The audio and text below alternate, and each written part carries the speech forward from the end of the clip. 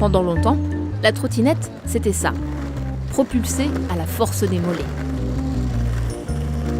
Quand la version motorisée arrive, c'est une petite révolution. En l'espace d'1 an, une quinzaine d'entreprises de location déploient leur flotte. Des dizaines de milliers de trottinettes apparaissent sur les trottoirs de plusieurs grandes villes. Avec une application, les utilisateurs géolocalisent la trottinette et la louent, puis la déposent où bon leur semble. C'est une bonne manière pour se transporter dans la ville. C'est un bon moyen parmi d'autres en fait. Elle passe à grande vitesse, on doit se pousser. Dangereuse, gênante, pas écologique. Assez vite, elles sont accusées de tous les maux. Mais est-ce que c'est mérité ? Et puis, ces trottinettes, sont-elles bonnes ou mauvaises pour l'environnement ? Quand les trottinettes électriques en libre service arrivent, aucun cadre juridique n'existe. C'est l'anarchie. Anarchie, c'est un grand mot. Olivier Rasmont, c'est mon collègue spécialiste des transports. Il y a eu quand même énormément d'opérateurs qui ont installé leurs trottinettes absolument là où ils voulaient, n'importe où. Et les gens les utilisaient comme bon leur semblait et parfois n'importe comment. Bon, quand même, pour calmer les choses, plusieurs règles sont décidées. D'abord, interdiction de rouler et de se garer sur les trottoirs. 2. Des zones de stationnement dédiées sont définies. 3. Le nombre d'opérateurs est restreint. À Paris, il passe de 12 à 3. 4. Les mineurs n'ont plus le droit de louer des véhicules. Et puis, la vitesse bridée à 20 km/h descend automatiquement à 10 km/h dans les zones à forte densité humaine.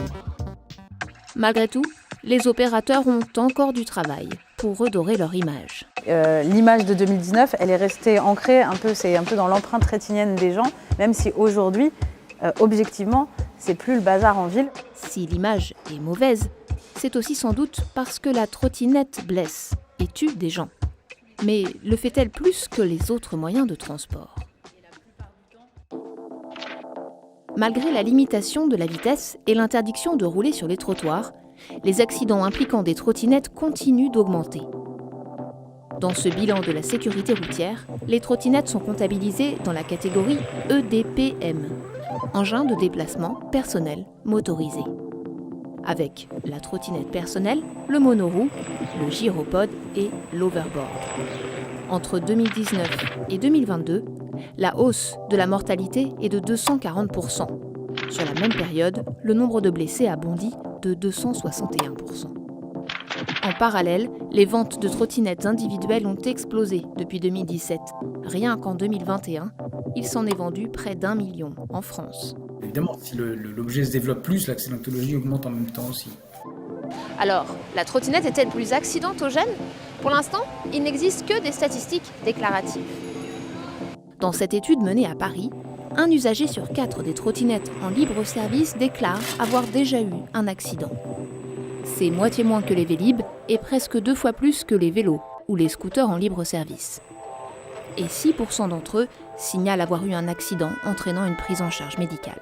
Les gens commencent à s'accoutumer à l'objet, en fait. Les autres utilisateurs de la chaussée, les automobilistes en particulier ou les scooters, n'ont pas forcément appris à anticiper ni la vitesse, ni la direction ou le changement de direction possible d'une trottinette.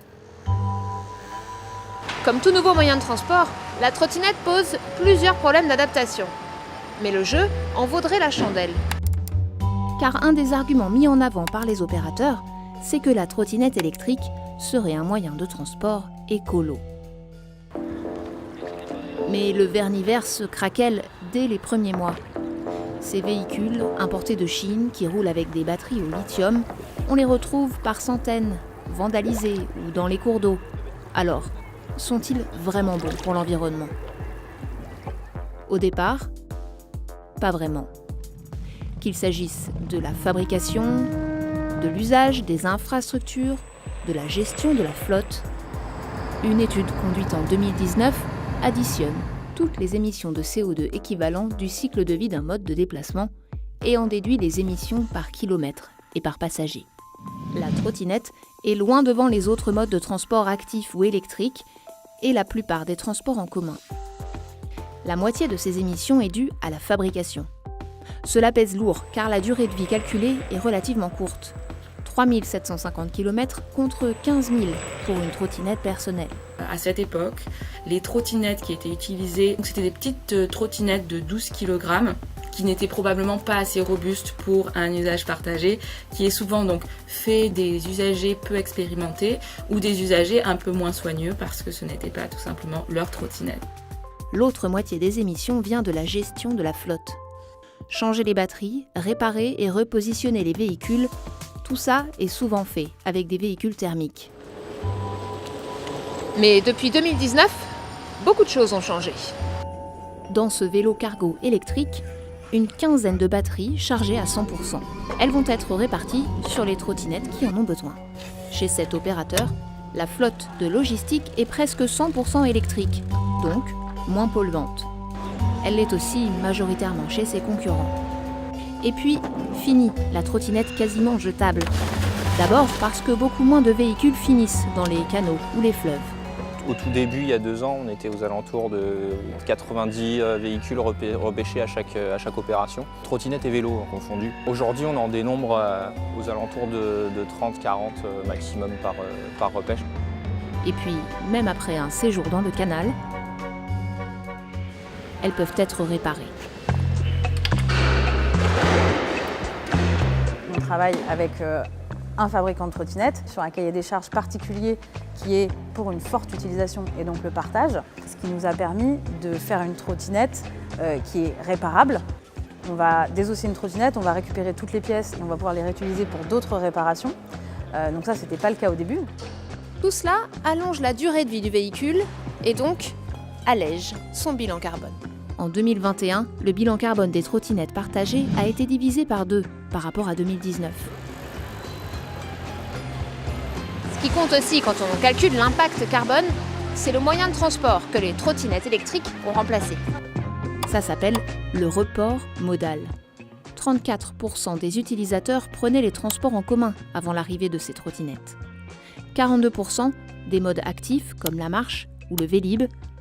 Pour 19%, la trottinette a remplacé des modes de transport thermiques, et donc moins écologiques.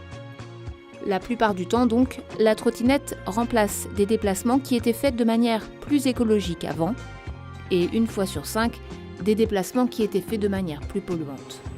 Au final, les trottinettes électriques en libre service émettent plus de CO2 qu'elles n'en évitent.